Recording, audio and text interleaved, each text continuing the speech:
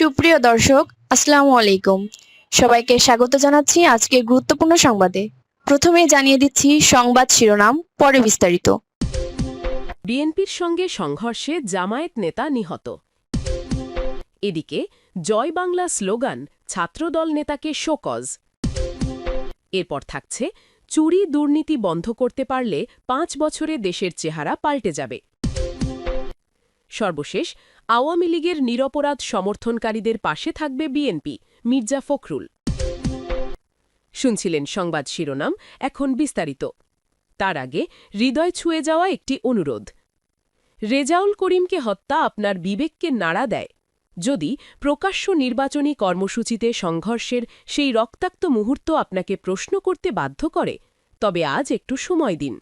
কমেন্টে শুধু লিখুন, রেজাউল করিম হত্যার বিচার চাই, আর দোয়া করুন, হে আল্লাহ, শহীদ রেজাউল করিমকে জান্নাতুল ফেরদাউস দান করুন।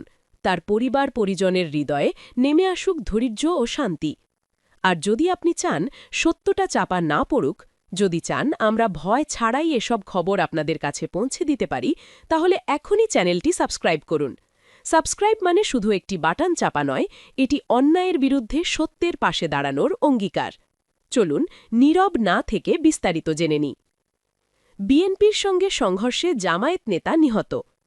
শেরপুরের বিএনপি ও জামায়াতের সংঘর্ষের ঘটনায় শ্রীবর্দী উপজেলা জামায়াতের সেক্রেটারি রেজাউল করিম মারা গেছেন।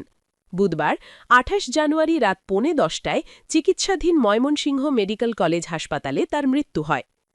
প্রত্যক্ষদর্শীরা জানান, শেরপুর ৩ অর্থাৎ শ্রীবর্দী ঝিনাইগাটি আসনের প্রার্থীদের উপস্থিতিতে ঝিনাইগাটি মিনি স্টেডিয়াম মাঠে নির্বাচনী ইশতেহার পাঠের অনুষ্ঠানের আয়োজন করে উপজেলা প্রশাসন। অনুষ্ঠানে জামায়াত প্রার্থী নুরুজ্জামান বাদলের সমর্থকেরা আগে থেকেই মঞ্চের সামনে আসন গ্রহণ করেন। পরে বিএনপি প্রার্থী মাহমুদুল হক রুবেলের সমর্থকেরা মাঠে পৌঁছলে বসাকে কেন্দ্র করে উভয় পক্ষের মধ্যে প্রথমে বাগবিতণ্ডা এবং পরে তা সংঘর্ষে রূপ নেয়। শ্রীবর্দী উপজেলা জামায়াতের আমির মুহাম্মদ আজহারুল ইসলাম বিষয়টি নিশ্চিত করেছেন। তিনি জানান, বিকালে শেরপুর ৩ আসনের সহকারী রিটার্নিং অফিসার কর্তৃক আয়োজিত ইশতেহার পাঠের অনুষ্ঠানে বিএনপি সমর্থকেরা বিলম্বে এসে চেয়ারে বসা নিয়ে বাগবিতণ্ডা এবং হাতাহাতির ঘটনাকে কেন্দ্র করে দেশীয় অস্ত্র দিয়ে জামায়াত সমর্থকদের ওপর হামলা করে। এ ঘটনায় ৫০-এর বেশি জামায়াত সমর্থক আহত হন। ৩ জনের অবস্থা আশঙ্কাজনক হলে ময়মনসিংহ মেডিকেল কলেজ হাসপাতালে নেওয়ার পথে রেজাউল করিম মারা যান। শেরপুর জেলা police super SP Kamrul Islam বলেন, মাথায় আঘাতপ্রাপ্ত অবস্থায় রেজাউল করিমকে শেরপুর থেকে ময়মনসিংহ মেডিকেল কলেজ হাসপাতালে পাঠানো হয়েছিল। আমরা তার মৃত্যুর খবর শুনেছি। এদিকে জয় বাংলা স্লোগান, ছাত্রদল নেতাকে শোকজ। কুমিল্লার ১৪ গ্রামের রোববার ২৫ জানুয়ারি বিএনপির চেয়ারম্যান তারেক রহমানের নির্বাচনী সমাবেশে জয় বাংলা স্লোগান দেন উপজেলা ছাত্রদলের সদস্য সচিব আবির আবদুল্লাহ চৌধুরী। মুহূর্তেই স্লোগানের একটি ভিডিও সামাজিক যোগাযোগ মাধ্যমে ছড়িয়ে পড়ে।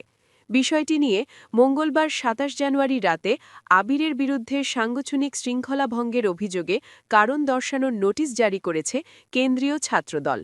ছাত্রদলের কেন্দ্রীয় দপ্তর সম্পাদক মোহাম্মদ জাহাঙ্গীর আলম স্বাক্ষরিত ওই নোটিশে বলা হয়, কুমিল্লা দক্ষিণ জেলা শাখার অধীনস্থ ১৪ গ্রাম উপজেলা ছাত্রদলের দায়িত্বশীল পদে আসীন থেকে সাংগঠনিক শৃঙ্খলা ভঙ্গের অভিযোগের ভিত্তিতে আপনার বিরুদ্ধে কেন স্থায়ী সাংগঠনিক শাস্তিমূলক ব্যবস্থা গ্রহণ করা হবে না, এই মর্মে আগামী ৪৮ ঘণ্টার মধ্যে জাতীয়তাবাদী ছাত্রদল কেন্দ্রীয় সংসদের সভাপতি এবং সাধারণ সম্পাদকের উপস্থিতিতে সংগঠনের কেন্দ্রীয় কার্যালয়ে উপস্থিত হয়ে লিখিত ব্যাখ্যা প্রদানের নির্দেশ দেওয়া হল।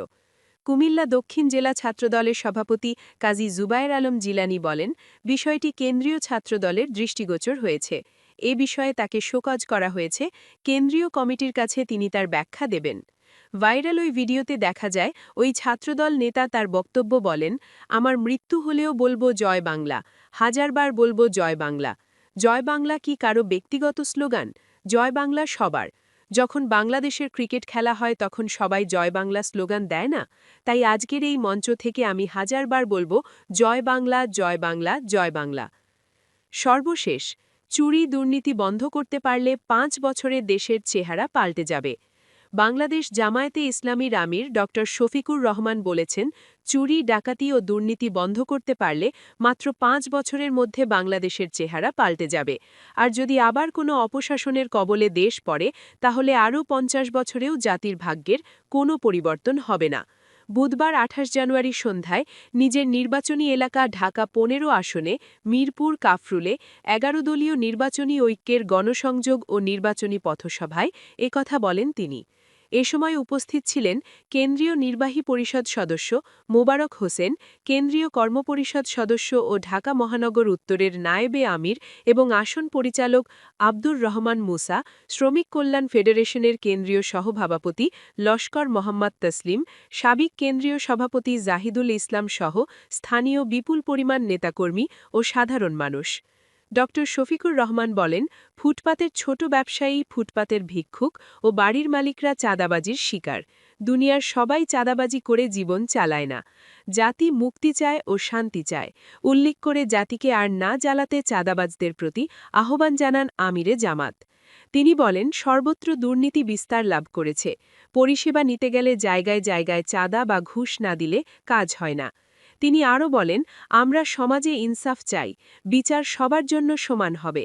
এখানে রাজা ও প্রজা বলে কোনো কথা নেই। প্রেসিডেন্ট থেকে ভ্যান চালক সবাই এদেশের নাগরিক। অপরাধ দেশের প্রেসিডেন্টও রেহাই পাবেন না।